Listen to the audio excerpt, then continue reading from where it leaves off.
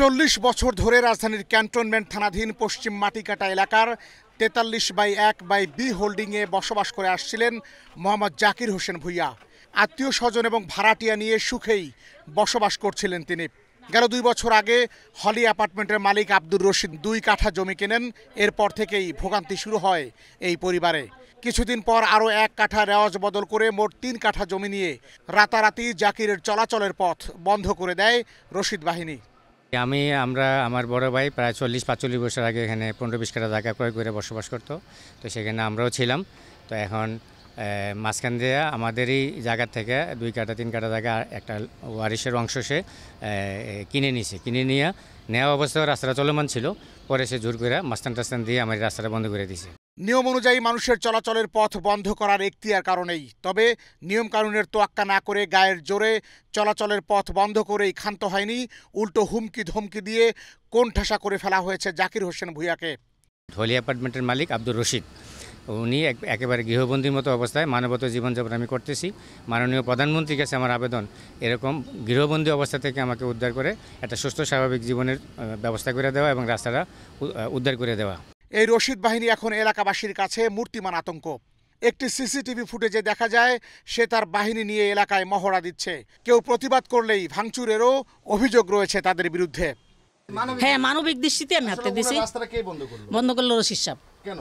কেন উনি 2 কাঠা জায়গা কিনছে কিনা উনি ওনার এখান দিয়ে হাঁটতে দিবে না, রাস্তা দিবে।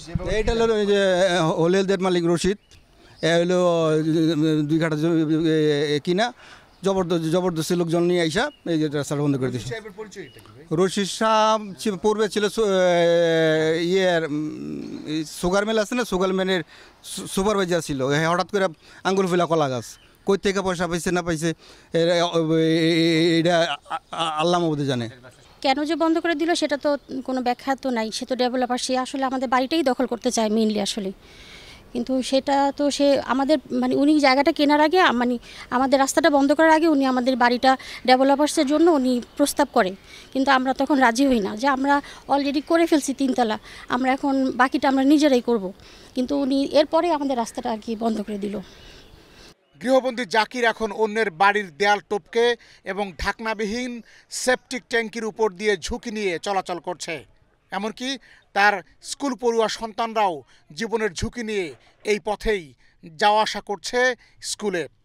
একজন মানুষ মারা গেলে মরদেহ বের করারও কোনো উপায় নেই এই গৃহবন্দী জাকিরের পরিবারের। আমাদের এদিকে রাস্তাটা বন্ধ করে দেওয়ার পর চাচি আমাদের এদিকে রাস্তা দিয়েছে, আর আমরা এদিক দিয়ে রাস্তা যাইতে অনেক কষ্টকর হচ্ছে। এ বিষয়ে একাধিকবার আব্দুর রশিদের সাথে যোগাযোগের চেষ্টা করলেও তিনি নানা বাহানায় পাশ কাটিয়ে গেছেন। সভ্য সমাজে এমন অসভ্যতার শিকার জাকির হোসেন ভূঁইয়া এই মানবেতর পরিস্থিতি থেকে উত্তরণে প্রশাসনের সহযোগিতার অপেক্ষায়।